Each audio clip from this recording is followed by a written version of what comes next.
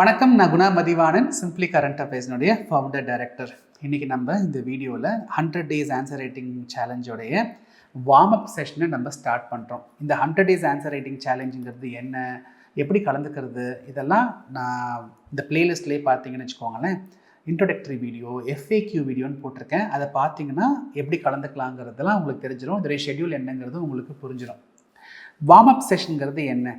இந்த 100 நாள் ஆன்சர் ரைட்டிங்க்கு போகிறதுக்கு முன்னாடி நம்ம ஃபஸ்ட்டு இந்த யூபிஎஸ்சியில் கேட்குற கொஸ்டின்ஸை எப்படி புரிஞ்சுக்கிறது, அந்த கொஸ்டின்ஸ்லேயே சில டைரக்டிவ்ஸ் இருக்கும் பார்த்தீங்களா, critically analyse, comment, opinion, justify, அசஸ்ன்னு ஏகப்பட்டது இருக்கு இல்லையா, அதுக்கெலாம் என்ன அர்த்தம்? சரி, கொஸ்டினை நம்ம புரிஞ்சுக்கிட்டோம், எப்படி இன்ட்ரடியூஸ் பண்ணுறது, எதை இன்ட்ரடியூஸ் பண்ணுறது, எப்படி கன்க்ளூட் பண்ணுறது, எப்படி டைமென்ஷன்ஸை நம்ம வந்து டீகோட் பண்ணுறது, இதெல்லாம் தான் நம்ம முதல் வாரத்தில் நம்ம வார்ம் அப் செஷனில் பண்ண போகிறோம். நம்ம இந்த 100 டேஸ் சேலஞ்சோடைய ஷெட்யூல் யூஸ்வலாக பார்த்தீங்கன்னா Monday to Friday night 9 o'clock 9 மணிக்கு நான் வீடியோ அப்லோட் பண்ணுவேன், between Monday to Friday. So இன்றைக்கி நம்மளுடைய வார்ம் அப் செஷனில் மொதல் கிளாஸ். இதில் நம்ம டீகோட் பண்ண போகிறது டைரக்டிவ்ஸ். அது என்ன சார் டைரக்டிவ்ஸ்? ஒரு 18 டைரக்டிவ் இருக்குங்க, காமனாக யூபிஎஸ்சியில் கேட்குற directives. Describe, explain, enumerate, list, outline, mention, elucidate, elaborate, give reasons, trace, critically analyse, critically examine, analyse, examine, comment, evaluate, assess, to what extent, argue, justify, substantiate, illustrate, discuss. டயர்டாகுதுல, படிக்கிறதுக்கும் டயர்டாக இருக்குது, பார்க்குறதுக்கும் டயர்டாக இருக்குது. இது எல்லாமே நம்ம ரொம்ப கஷ்டம் அப்படிலாம் நினைக்காதீங்க. இது எல்லாமே ஒரே விஷயத்தை தான் கொஞ்சம் மாற்றி கன்வே பண்ணுறாங்க. ஸோ அவங்க கன்வே பண்ணுற விதத்தை வச்சு ஒரு 6 குரூப்பாக இதை நம்ம மாற்றிருக்கோம். சரிங்களா? 18 இருக்கிறத ஒரு 6 குரூப்பாக நான் மாற்றிருக்கேன். என் கன்வீனியன்ஸ்க்கு உங்களுக்கும் அப்படி பிரித்தா புரியுங்கிற நம்பிக்கையில் நான் 6 குரூப்பாக மாற்றிருக்கேன். ஃபஸ்ட்டு குரூப் என்னன்னு பார்க்கலாம். Describe, explain, elucidate, elaborate. இது எல்லாமே பார்த்தீங்கன்னா அல்டிமேட்டாக கேட்குறது வாட், இது என்னன்னு எக்ஸ்பிளைன் பண்ணுங்கள், அவ்வளோதான், வேறு எதுவும் கிடையாது.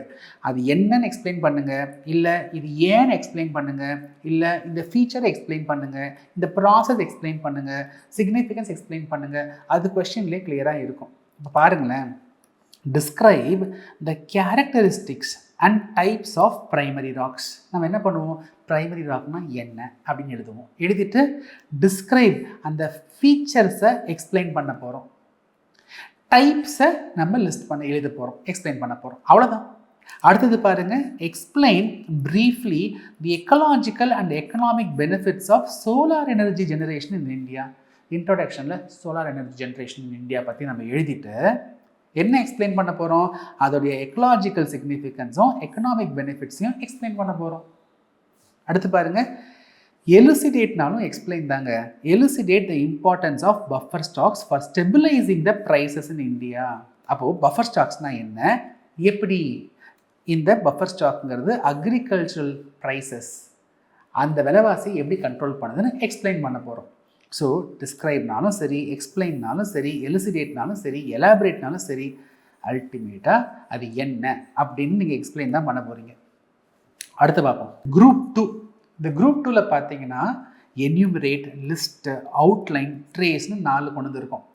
என்யூமரேட்ங்கிறது ஒன்றும் இல்லைங்க, சும்மா நீங்கள் வந்துட்டு ஒரு லிஸ்ட் பண்ணுறீங்க, இதெல்லாம் ஒரு லிஸ்ட்டில் எழுத போகிறீங்க. இப்போ நீங்கள் கொஸ்டினை பார்த்தீங்கன்னா புரிஞ்சிடும் பாருங்களேன்.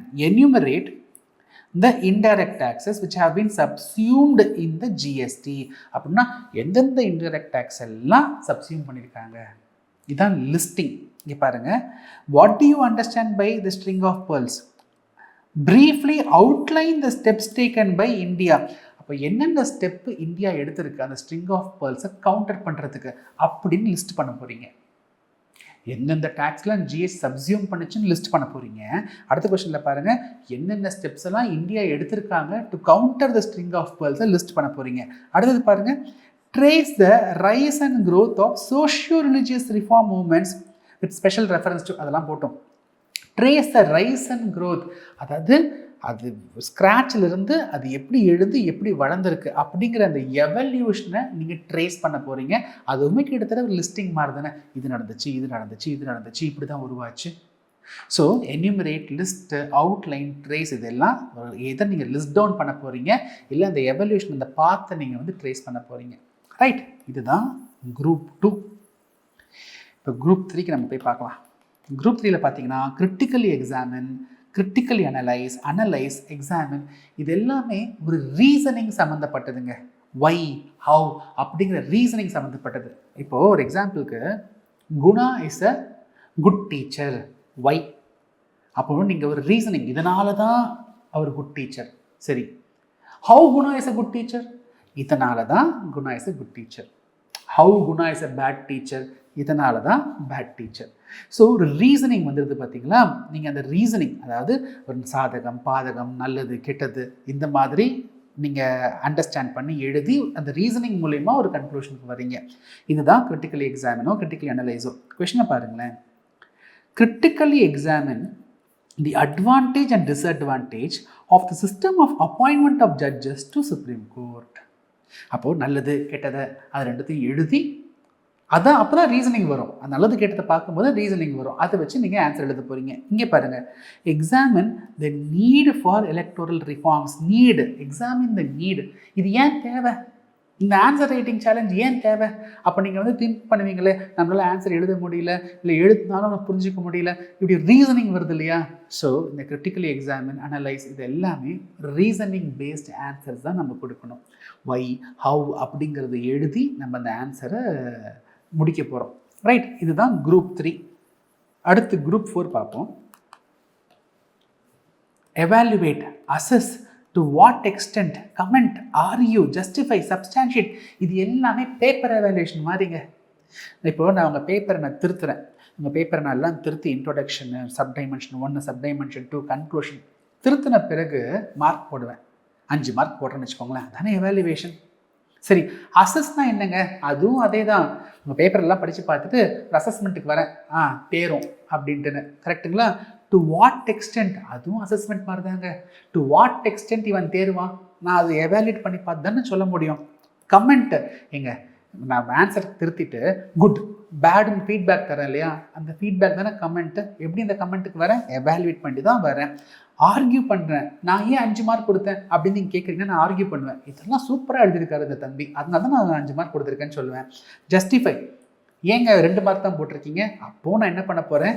அந்த எவாலுவேஷனை காமிச்சு இந்த ரீசன்ஸ்னால தான் நான் மார்க் கம்மியாக கொடுத்துருக்கேன் ஜஸ்டிஃபை பண்ணுறேன், ஆர் நான் ப்ரூவ் பண்ணுறேன், சப்ஸ்டான்ஷியேட் பண்ணுறேன். ஸோ இந்த குரூப் 4 எல்லாம் பேப்பர் கரெக்ஷனை ஞாபகம் வச்சுக்கோங்க. Comment on the need of administrative tribunals as compared to court system. Regular court system compare பண்ணும்போது ட்ரிபுனல்ஸ் தேவை அப்படின்னு நீங்கள் ஒரு முடிவுக்கு வரீங்களே, அதை கமெண்ட் பண்ணுங்கள். இப்போ எவாலுவேட் பண்ணி சொல்லுவீங்க, இங்கே பாருங்கள் கோர்ட் சிஸ்டமில் நிறைய பெண்டன்சி இருக்குது, அங்கே வந்துட்டு ஒரு டெக்னிக்கல் டீம் மெம்பர்ஸ் இல்லை, இந்த மாதிரி ஒரு இதெல்லாம் ரீசன் காரணம் சொல்லி இந்த நீடை ஜஸ்டிஃபை பண்ணுறீங்க, அந்த கமெண்ட்டுக்குள்ளே வரீங்க. அதே தான் assess. To what extent in your opinion decentralisation of power in India changed the governance landscape at the grass roots. To what extent in your opinion இந்த டீசென்ட்ரலைசேஷன் ஆஃப் பவருங்கிறது கவர்னன்ஸ் லேண்ட்ஸ்கேப்பையே கிராஸ் ரூட் லெவலில் மாற்றிருக்கு, நீங்கள் என்ன நினைக்கிறீங்க? அப்படின்னா அந்த டீசென்ட்ரலைசேஷன் நீங்கள் வந்துட்டு ஃபெடரல் சிஸ்டமாக இருக்கலாம், லோக்கல் பாடிஸாக இருக்கலாம், அந்த டீசென்ட்ரலைசேஷனுக்கு போயிருக்கிறதுனால பவர் சிஸ்டம் மாறி இருக்குங்கிறத நீங்கள் எவாலுவேட் பண்ணுவீங்க. எவாலுவேட் பண்ண பிறகு தான் உங்கள் ஒப்பீனியன் கொடுப்பீங்க, ஆமாம் மாறி இருக்கு, இல்லை மாறல. ஸோ இந்த குரூப் 4 எல்லாமே பேப்பர் எவாலுவேஷனை மைண்டில் வச்சுக்கோங்க. குரூப் 5 பாருங்கள், இது ஒன்று தான், டிஸ்கஸ்.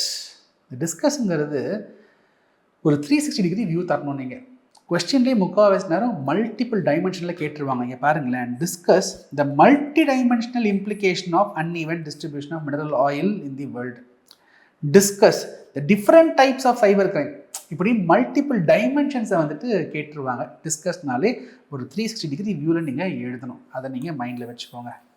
கடைசியாக பார்த்தீங்கன்னா குரூப் 6ங்கிறத இல்லஸ்ட்ரேட்டுங்கிறத நீங்கள் ஒரு விஷயத்தை எக்ஸாம்பிள்ஸ், கேஸ் ஸ்டடியை வச்சு ப்ரூவ் பண்ணுறீங்க. கேஸ் லாஸோ கேஸ் ஸ்டடிஸோ ஒரு எக்ஸாம்பிள்ஸ் வச்சு ப்ரூவ் பண்ணுறீங்க. ஸோ இங்கே பாருங்கள், how to you account for the growing fast food industries given that there are increased health concerns in modern society. இந்த ஹெல்த் கன்சர்ன்ஸுக்கு இவங்க தான் அப்படின்னு நீங்கள் எப்படி அக்கௌண்ட் பண்ணுறீங்க? Illustrate your answer with Indian experience. அப்போ எக்ஸாம்பிள்ஸ்லாம் கொடுத்தீங்க பாருங்கள், இது இப்போ ஆச்சு கேஸ் ஸ்டடி கொடுத்து சில இம்பார்ட்டண்ட்டான சிச்சுவேஷன்ஸை காமிச்சு அப்படி இந்த பேப்பரை இந்த கொஸ்டினை நம்ம எக்ஸ்பிளைன் பண்ணணும். இதுதான் இல்லஸ்ட்ரேட். ரைட், அவ்வளோதாங்க, ரொம்ப சிம்பிளுங்க.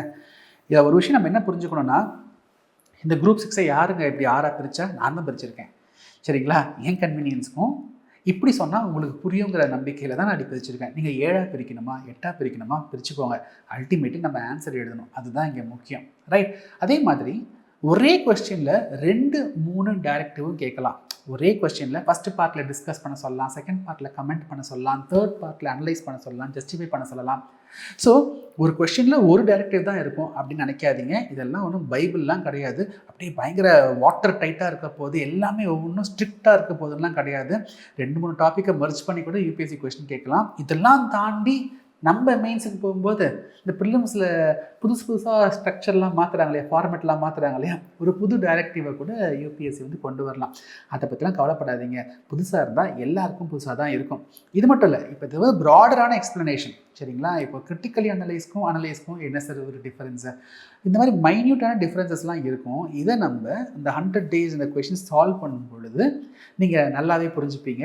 ஏன்னா இன்னும் கொஞ்சம் டீட்டெயில்டாக அந்த கொஷினை நான் டிஸ்கஸ் பண்ணும் பொழுது தான் அந்த டிஃப்ரென்ஸை வந்துட்டு உங்களுக்கு உணர்த்த முடியும். பட் ப்ராடாக இந்த அண்டர்ஸ்டாண்டிங்கிறது சஃபிஷியண்ட்டாகவே இருக்கும் ஆன்சர் ரைட்டிங் வார்மப்பை பொறுத்த வரைக்கும். இந்த ஸ்லைட்ஸ் எல்லாமே நான் டிஸ்கிரிப்ஷனில் கொடுத்துட்றேன். இல்லை நம்ம டெலகிராம் சேனல் நீங்கள் வந்தீங்கன்னா அங்கேயும் நீங்கள் வந்துட்டு இந்த ஸ்லைட்ஸ் எல்லாமே டவுன்லோட் பண்ணிக்கலாம். டெலகிராம் சேனல் ஃபாலோ பண்ணலாம், கண்டிப்பாக ஃபாலோ பண்ணிக்கோங்க. இந்த ஆன்சர் ரைட்டிங் பற்றின இன்ஃபர்மேஷன் அப்டேட்ஸ் அதிகமாக உங்களுக்கு நாங்கள் தான் ஷேர் பண்ணிக்கிட்டு இருப்பேன். ஸோ இந்த இனிஷியேட்டிவை உங்கள் ஃப்ரெண்ட்ஸ் எல்லாருக்குமே யூபிஎஸ்சி ஆஸ்பிரன்ஸ்க்கு நீங்கள் ஷேர் பண்ணுங்கள். கண்டிப்பாக இது எல்லாருக்குமே யூஸ்ஃபுல்லாக இருக்கும். ரைட். உங்களை அடுத்த வார்ம் அப் வீடியோவில் சந்திக்கிறேன். அது வரைக்கும் பாய் ஃப்ரம் குணா மதிவாணன்.